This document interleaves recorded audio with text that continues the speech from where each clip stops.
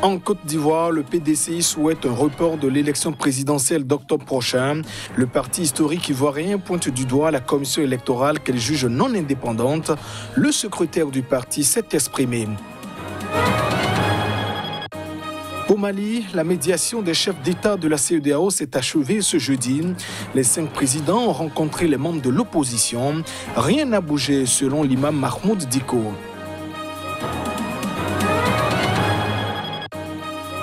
Et puis, en Afrique du Sud, les services de pompes funèbres sont débordés. L'explosion du nombre de décès liés au Covid-19 en est à l'origine. Nous irons à la découverte d'un funérarium du quartier populaire de Soweto. Et voilà pour le sommaire de cette édition. Merci de nous préférer pour vous informer. En Côte d'Ivoire, le PDCI a souhaité ce jeudi un report de la présidentielle d'octobre prochain, un report qui n'excéderait pas 12 mois.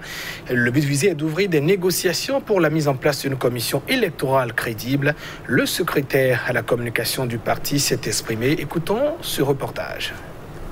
Pour la paix, la stabilité, la crédibilité du processus électoral, si nous devons repousser légèrement la date, nous n'y verrons pas d'inconvénient. Il s'agit là des propos du secrétaire exécutif chargé de la communication du PDCI, Jean-Louis Billon, lors d'un entretien. L'opposant plaide pour un report qui n'excéderait pas 12 mois et qui devrait permettre d'ouvrir des négociations pour la mise en place d'une commission électorale crédible. Vous voyez, nous avons une commission électorale indépendante qui n'est pas indépendante. Nous le décrions depuis plusieurs mois. Rien n'est fait. Même la Cour africaine de justice et des droits de l'homme a clairement signifié que c'est une commission qui est déséquilibrée et qu'il fallait revoir sa composition. Mais le régime en place n'y entend rien et continue comme si de rien n'était. Déjà, il faut que le pouvoir en place accepte de voir l'évidence. Et l'évidence, c'est que avec cette commission électorale dite indépendante et qui ne l'est pas, nous n'aurons pas d'élection crédible. Pour le PDCI, la Côte d'Ivoire n'aura pas d'élection crédible avec la commission électorale indépendante dans sa configuration actuelle. La Cour africaine des droits de l'homme, saisie par l'opposition ivoirienne, a jugé il y a une semaine que les commissions électorales locales en Côte d'Ivoire étaient déséquilibrées en faveur du parti au pouvoir qui en préside une large majorité. Lors de son entretien, Jean-Louis Billon a sévèrement jugé la probable candidature d'Alassane Ouattara à la présidentielle pour un 3e mandat après la mort inattendue du Premier ministre Amadou Gon Coulibaly. Mais voyez-vous, le fait que le président Ouattara ait besoin de revenir montre que c'est un parti qui est dénué de cadre, dénué de compétences. Et il s'avère être la personnalité la plus crédible.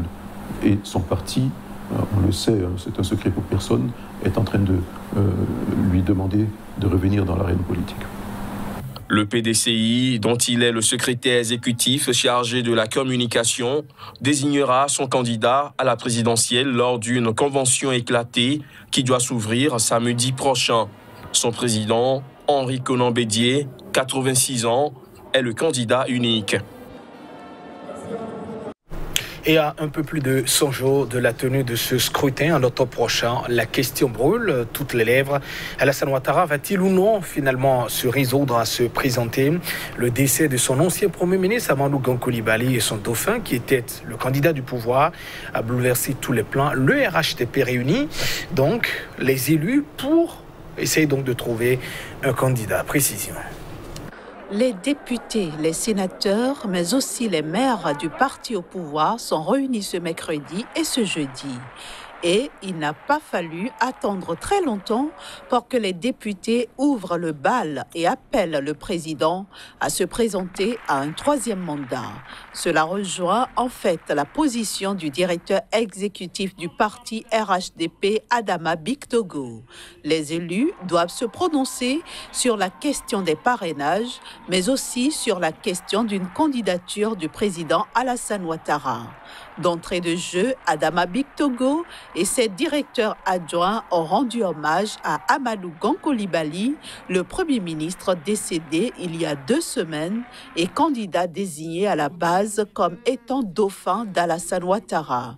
Il a décliné l'ordre du jour, à savoir le processus des parrainages, et puis il s'agit surtout d'accorder les différents violons et composer un même et unique message, à savoir un appel au président de la République, Alassane Ouattara, de se représenter.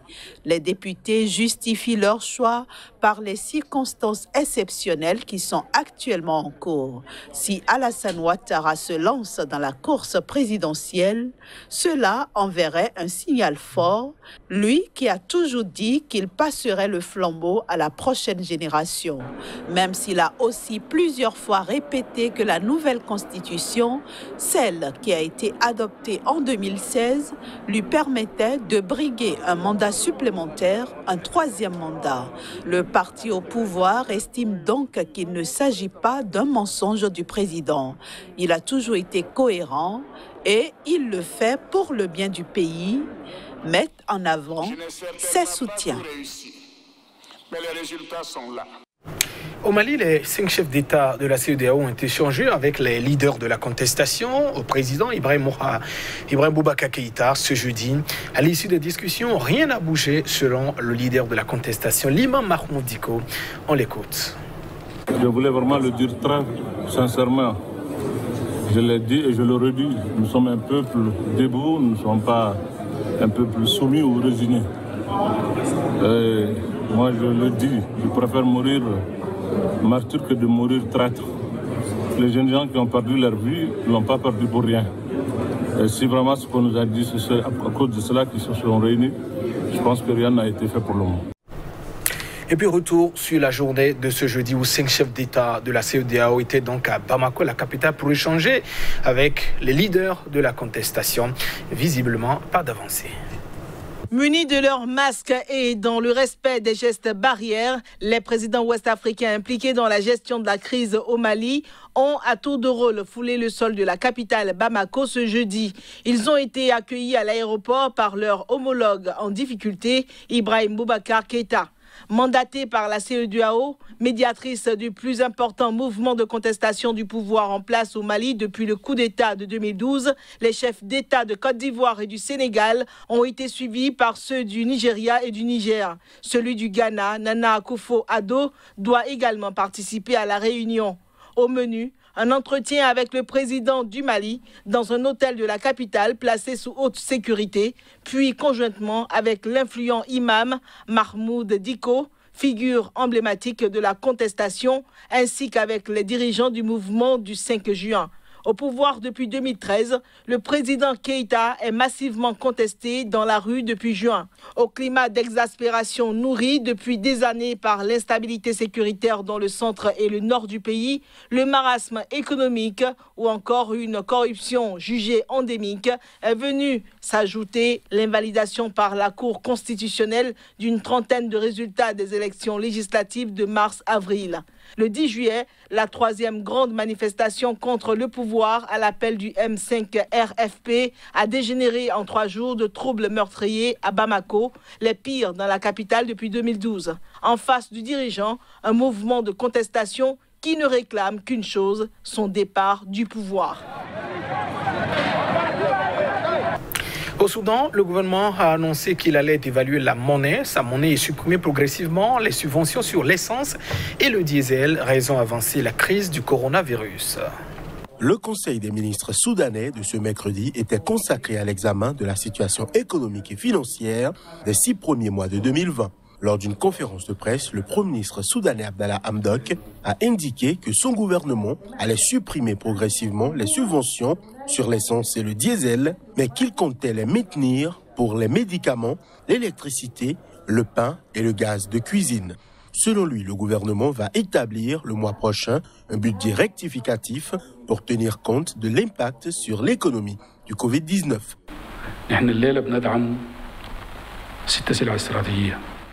Nous soutenons 6 grands produits de base, l'essence, le pétrole, les médicaments, la farine, le gaz de cuisine et l'électricité. Sur ces 6 produits de base stratégiques, nous maintiendrons notre soutien pour 5 d'entre eux et réduirons progressivement les subventions pour l'essence et le diesel.